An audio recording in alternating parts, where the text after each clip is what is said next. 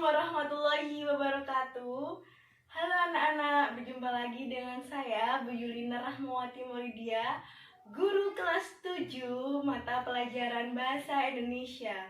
Kali ini saya akan menyampaikan materi mengenai fabel. Ya, nanti akan saya jelaskan lebih detail mengenai fabel. Ya anak-anak. Oh iya anak-anak, kalian tetap harus semangat ya sekalipun kalian belajarnya di rumah. Ya, dan jangan lupa selalu berdoa agar pandemi COVID ini segera berakhir. Dan sebelum menyimak video yang akan kalian lihat, kalian harus menyiapkan catatan kalian terlebih dahulu untuk mencatat informasi penting yang akan saya sampaikan. Kompetensi inti di sini menggunakan KI 3 dan KI 4. Berikut merupakan kompetensi dasar beserta indikator pada materi kali ini. Ada KD 3.15 dan 4.15. 3.15 mengidentifikasi informasi tentang fabel atau legenda daerah setempat yang dibaca dan didengar. Indikatornya 3.15.1 yaitu menyebutkan pengertian fabel atau legenda, dan 3.15.2 yaitu menentukan ciri-ciri fabel atau legenda. Untuk indikator 4.15 yaitu menceritakan kembali isi cerita fabel atau legenda daerah setempat yang dibaca atau didengar. Dengan indikatornya meliputi dua macam, yaitu menentukan langkah-langkah menceritakan kembali isi fabel atau legenda dan menceritakan kembali fabel atau legenda secara tulis ataupun lisan.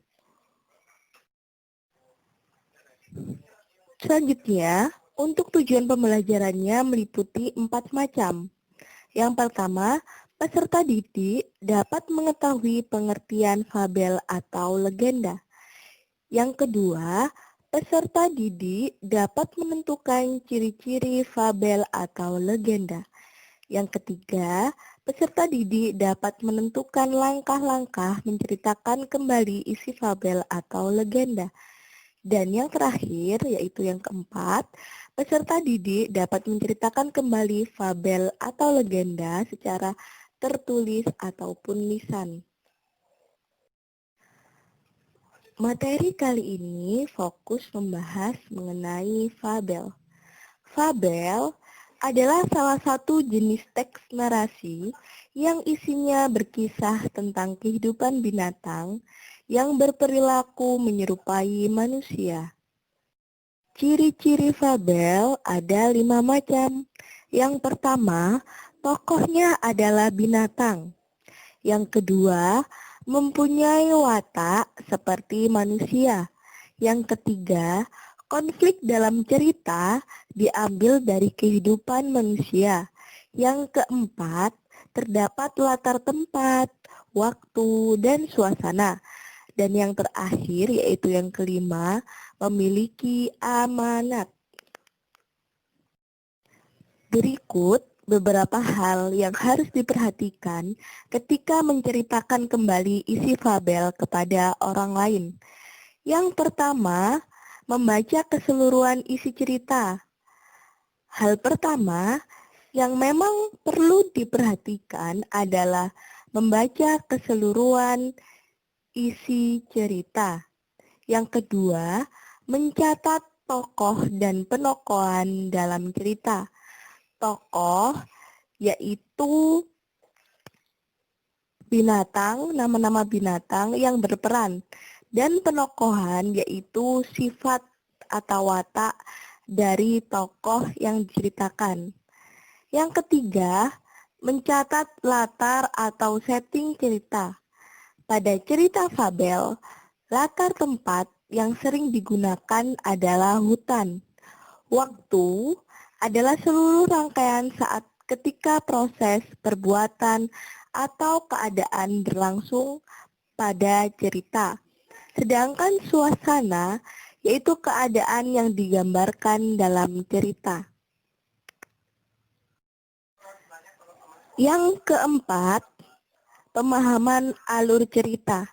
Pemahaman terhadap alur cerita ini diperlukan agar dapat menceritakan bagian awal sampai dengan bagian akhir cerita secara runtut, mulai dari pemaparan tentang cerita serta pengenalan tokoh dan latar cerita.